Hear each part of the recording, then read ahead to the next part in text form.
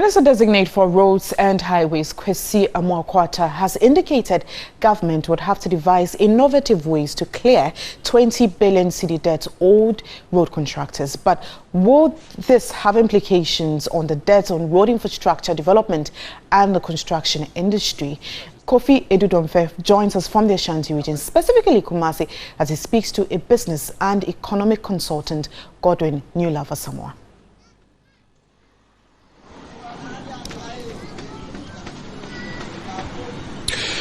Both rural and urban communities desire very good roads to enhance their economic livelihoods. Already there are over 1,300 road networks and bridges currently under construction in the country. These need to be completed before new contracts will be awarded. But the Minister-designate for the Road and Highways Ministry is already raising concerns. In fact, he is alarmed at the 20 billion debt owed contractors by the previous administration. What are the implications for this? I'm being joined now by an economist, Newlava Samoa, to throw more light on this. Thank you very much, sir, for joining Midday Live.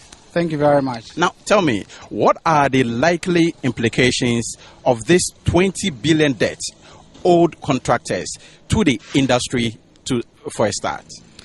Yeah, if you realize the kind of debt that the government owes the contractors, it raises a lot of concern. In the first place, most contractors need to do some work and then raise certificates to be paid. Now, if they go in for loan to execute a part of the contract up to a point and the money due them are not paid, it becomes difficult for them to pay the banks the loan that they've taken. So when that happens, it becomes difficult for even the contractors to continue engaging these banks for further contract. So it becomes very difficult. So the government needs to find a way of making sure that the contractors are working. If they go for these loans and they are not paying, it means that bad debts are going to accrue. And for that reason, banks also want to charge more interest and all that. So it's a difficult situation that a contractor finds themselves in now. One of the measures that the Minister-designate has already alluded to is the fact that there needs to be an improvement in the collection of tolls to enhance the road fund. Is this a viable option, or there is need for additional areas to generate funds? Yeah, at the moment, the government is over-concentrating on the road fund. You realize that from the GRA, just about 1.2 billion comes in the form of road tolls per annum. And you're looking at contract sums of about 20 billion cedis. So when this happens, the tolls are not able to generate enough fund to pay for all the contracts that are being done. Therefore, there's the need to find innovative ways of generating more revenue to complement whatever money is being generated from the toll booths and then the road fund. So a multiplicity of areas or measures have to be identified so that more funds can be sourced from those areas to supplement whatever is being generated from the road fund. Already, Ghanaians expect a lot from the current MPP administration in terms of infrastructure development, including roads.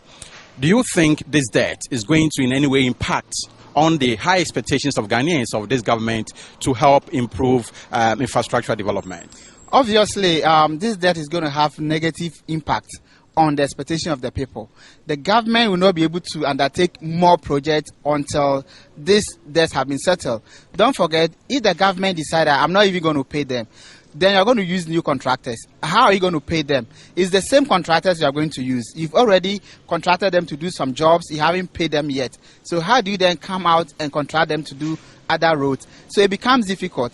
And as governance goes, governance is there's continuity in governance. So if we have used the state money to start a project, you can't just abandon it and say, let me go and start a new project. So it will be very difficult for government to abandon it. Therefore, government will have to raise money to pay off this debt before engaging in new contract. So it's going to have negative effect on project that the new government intend doing, because they need to clear the backlog of the even project that are not completed yet. We're talking about over 1,300 roads at the various stages of completion. How do you then leave them and start new projects? So these are some of the problems that arises.